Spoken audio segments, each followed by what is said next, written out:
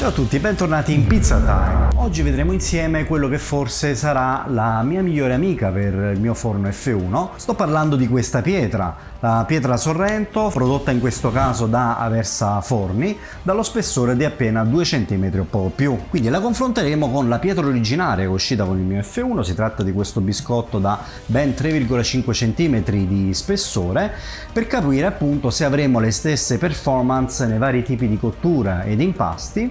Ed il vantaggio ovviamente, soprattutto nei forni per pizza a camera bassa come questo qui di fianco a me, sarà, oltre al minor peso, ovviamente anche il recupero di un po' più di spazio al di sopra della pietra. Ma adesso vediamolo più da vicino.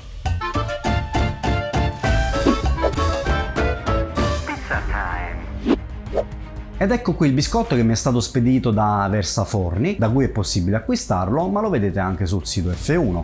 Avevo richiesto la versione da 2,5 cm di spessore, ma ho invece ricevuto quella da circa 2 cm, che credo comunque sia molto valida. Arriva ben protetto da pluriball e polistirolo e una volta aperto vediamo subito il branding Sorrento al centro del biscotto. La base del biscotto è piena di sabbia e residui, quindi con un panno leggermente umido cerco di pulire il grosso.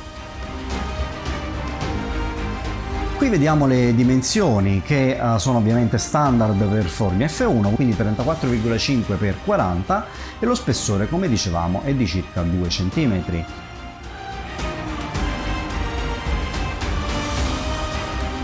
Mentre invece misura un peso complessivo di 4,7 kg, quindi ben più leggero dei 6,4 kg del biscotto da 3,5 cm di spessore. Lo vediamo qui a confronto con il biscotto standard. E vediamo come il Sorrento abbia un colore leggermente più chiaro, con profilo ed angoli molto meno regolari.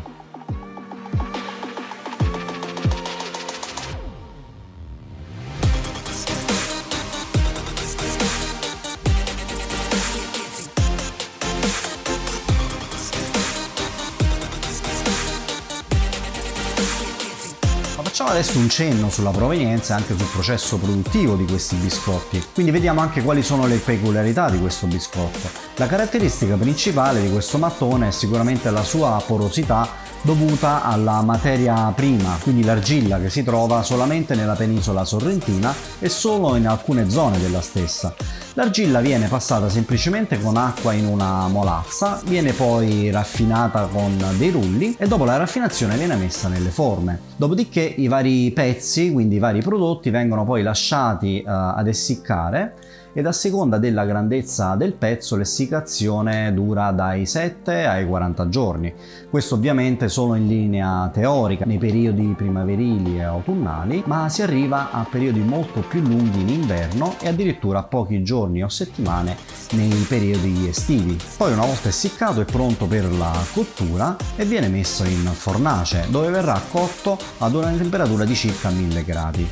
Tutta la produzione è fatta ancora a mano, seguendo i principi tradizionali sia di produzione che di cottura, che fanno parte proprio della tradizione del produttore. La fornace di Aversa Forni è l'ultima rimasta che produce il biscotto di Sorrento, mentre una volta erano addirittura 7 le fornaci del borgo di Maiano a Sant'Agnello. Ma facciamo ora dei test con vari impasti ed andremo poi a verificare i vari tempi di riscaldamento, di recupero e di risultato in cottura sulla base delle nostre pizze. Prima di tutto vediamo ovviamente l'installazione ed il rodaggio. Il biscotto entra a fatica nel forno, proprio come la refrattaria occupa tutta la larghezza, mentre il biscotto da 3,5 cm era leggermente meno largo ed entrava più agevolmente. Una volta inserito, inizio subito con il rodaggio per eliminare eventuale umidità residua del biscotto ed evitare quindi spaccature dello stesso nel lungo termine. Inizio con 100 gradi e controllo eventualmente l'umidità, ma vediamo che non c'è niente. Dopo 5-10 minuti passiamo a 200 gradi e qui già possiamo vedere il vapore appena apro lo sportello e notiamo della condensa sul vetro.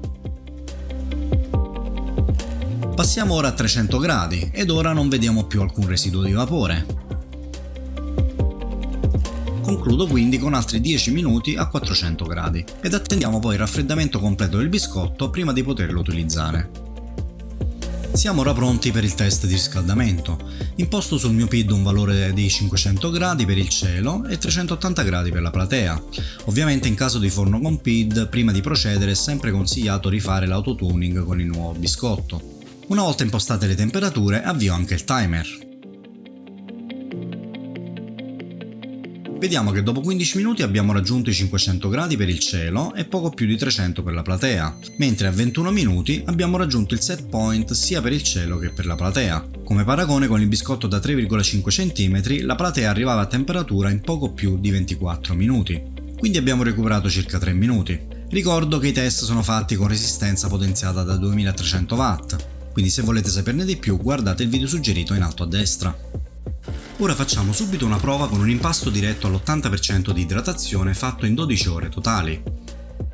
Stendo come sempre partendo dalla semola per poi rimuovere l'eccesso ed andare direttamente sul palabarella, dove condisco con pelati schiacciati a mano, provola e pepe.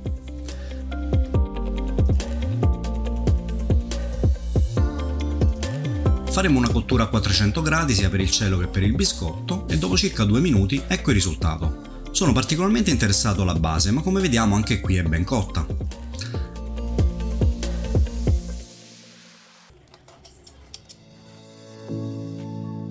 Altra prova con lo stesso impasto, ma questa volta facciamo una salsiccia e friarielli.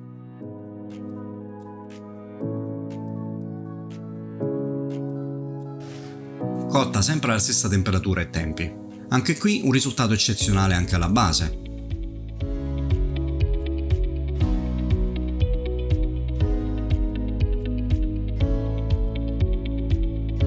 Ultimo test con stesso impasto, condiamo una margherita. Qui abbasso il cielo a 390 gradi.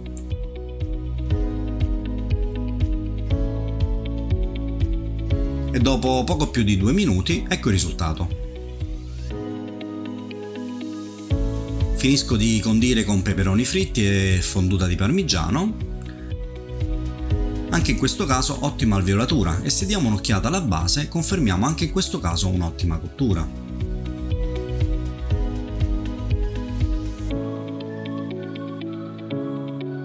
Per testare il recupero di temperatura fra una pizza e l'altra facciamo una verace napoletana in modo da poter meglio valutare il recupero ad alte temperature. Infatti porto il cielo a 500 gradi tenendo il biscotto sui 380 gradi e vediamo che per tornare a temperatura sono necessari circa 85 secondi, mentre con il biscotto da 3,5 cm di spessore erano necessari 120 secondi. Abbiamo quindi un buon margine di miglioramento utilizzando il sorrento da 2 cm. Ora vediamo un impasto per focaccia pugliese al 100% di idratazione, ottenuto come vediamo con Planetaria Economica. Se volete nel canale trovate sia una recensione della Planetaria che la ricetta della focaccia. Si dovrebbe utilizzare la refrattaria in questo caso, ma ora qui voglio vedere se il sorrento da 2 cm riesce a cuocere bene la base. Aumento di circa 40 gradi la platea rispetto alla temperatura che utilizzerei con la refrattaria. Nel tempo infatti ho trovato utile basarmi su questa differenza di 40 o 50 gradi in caso di utilizzo di biscotto rispetto alla refrattaria. Ed ecco qui il risultato, niente male anche la base. Stesso test della focaccia, ora lo replichiamo con la teglia romana all'80% di idratazione fatta in appena 4 ore. Trovate anche per questo un video nel canale se volete. Qui abbiamo una platea a 370 gradi piuttosto che i classici 330 che imposto per la refrattaria. E già in fase di precottura notiamo un'esplosione dell'impasto. Dopo una decina di minuti siamo pronti per finalizzare la cottura, dopo aver messo ovviamente un po' di mozzarella.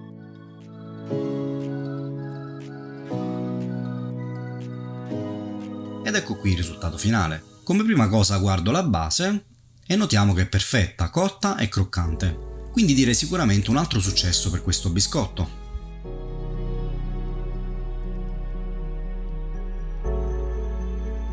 Quindi in definitiva ci troviamo sicuramente di fronte ad un prodotto più che valido che permette di utilizzare le stesse temperature del biscotto standard più spesso senza rischi di bruciature. Come abbiamo già visto il tempo comunque in fase di riscaldamento e anche tra una pizza e l'altra è trascurabile rispetto al biscotto standard, ma abbiamo comunque una bella differenza in termini di peso e di spazio che recuperiamo nella camera di cottura del nostro forno. Continuerò comunque a fare ulteriori test, ma per il momento credo proprio che terrò da parte il biscottone da 3,5 cm utilizzando appunto questo sorrento come biscotto principale. E voi lo usate? Fatemi sapere sotto nei commenti cosa ne pensate e lasciatemi anche un like se avete trovato utile questo video. Ma nel frattempo vi saluto e vi aspetto nel prossimo video.